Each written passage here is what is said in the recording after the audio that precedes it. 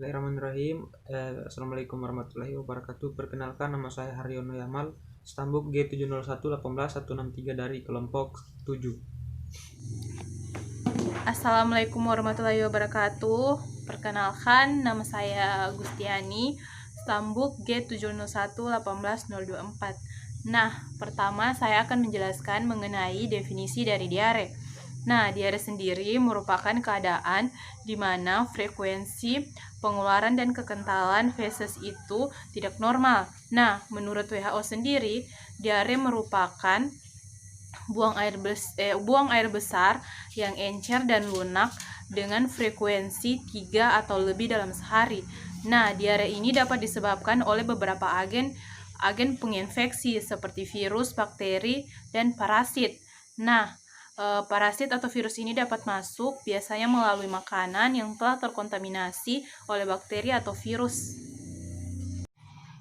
Nah, selanjutnya saya akan menjelaskan mengenai obat-obatan yang dapat digunakan pada saat terjadi diare. Nah, obat-obatan itu antara lain seperti Oralit. Nah, Oralit ini digunakan apabila untuk mengembalikan cairan tubuh yang terjadi karena diare. Nah, yang kedua itu ada bismut subsalisilat. Nah, obat ini digunakan jika diare terjadi disertai dengan mual. Nah, yang ketiga itu ada suplemen prebiotik. Suplemen prebiotik digunakan apabila diare terjadi akibat infeksi dari bakteri seperti E. coli atau seperti bakteri E. coli. Nah, yang keempat itu ada Oralit. Nah, Oralit ini digunakan untuk mengembalikan cairan tubuh dikarenakan terjadinya diare.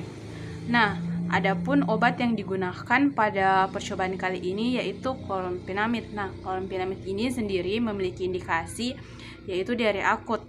Nah, dengan dosis 10 mg per hari 1 sampai 2 kali sehari. Nah, obat ini bekerja dengan cara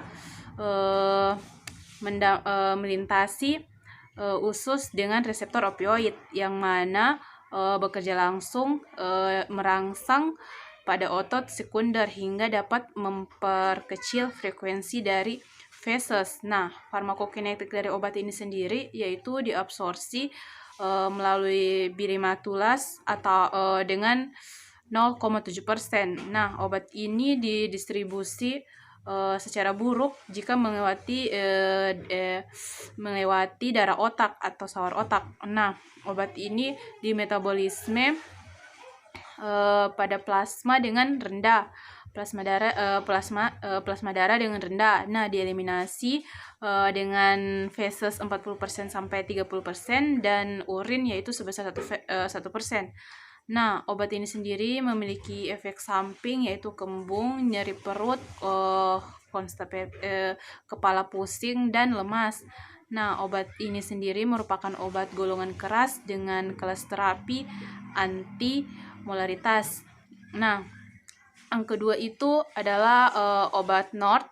Nah, obat NORD ini memiliki indikasi yaitu keracunan dan diare. Nah, dosis ini sendiri dia per oral itu 2-100 mg dengan mekanisme kerja mengabsorpsi berbagai macam obat dan zat-zat kimia. Nah, farmakokinetik dari obat ini yaitu diekspresikan dalam bentuk yang berbeda dalam feses. Nah, efek samping dari obat ini sendiri yaitu tinja itu berwarna hitam dan konstipasi. Nah, obat ini sendiri merupakan golongan obat bebas dan dengan kelas terapi yaitu absorpsi. Ini saya akan menjelaskan kenapa dia digunakan oleum rosini pada percobaan kali ini. Itu digunakan oleum rosini sebagai penginduksi diare, yang artinya dia menyebabkan diare pada hewan uji, di mana oleum rosini sendiri itu merupakan trigliserida dari oleum ricinoleate yang dapat terhidrolisis melalui usus melalui lipase. Kemudian oleum rosini sendiri merupakan surfaktan anionik. Dia bekerja dengan cara mengurangi absorpsi neto cairan dan elektrolit. Kemudian dia mensimulasi peristaltik usus sehingga dia dapat menyebabkan diare pada hewan uji.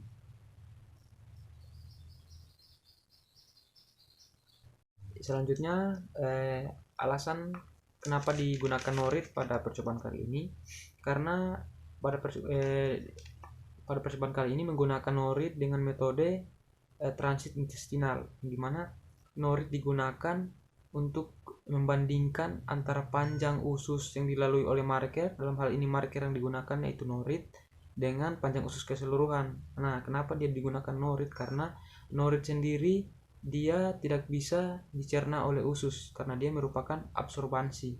Jadi dia tidak bisa dicerna oleh usus.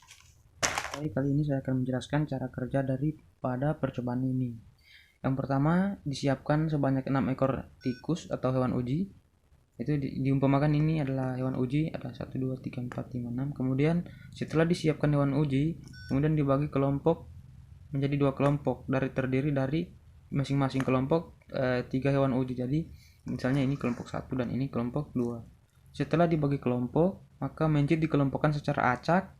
Dengan kelompok pertama itu untuk kontrol negatif, misalnya ini untuk kelompok pertama kontrol negatif, itu diberikan larutan N-ACMC sebanyak 1%.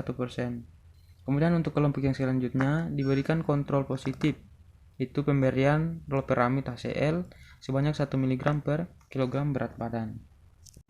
Ya, untuk cara kerja yang selanjutnya itu setelah dibuat kelompok, kemudian ditunggu 1 jam sebelum percobaan dimulai, mencit dipuasakan. Setelah itu kemudian dibuat perlakuan. Nah, dibuat perlakuan sesuai dengan rute pemberian, itu dimana pada rute pemberian yang digunakan pada percobaan ini itu oral untuk natrium atau NaCMC 1%, kemudian untuk suspensi loperamid HCl.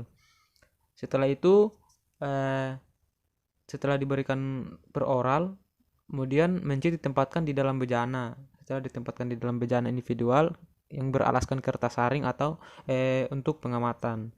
Setelah itu 1 jam setelah perlakuan, mencit diberi secara oral oleomycin, di mana yang tadi sudah dijelaskan bahwa oleomycin ini berfungsi sebagai penginduksi diare, yang artinya dia sebagai pembuat diare daripada hewan tersebut.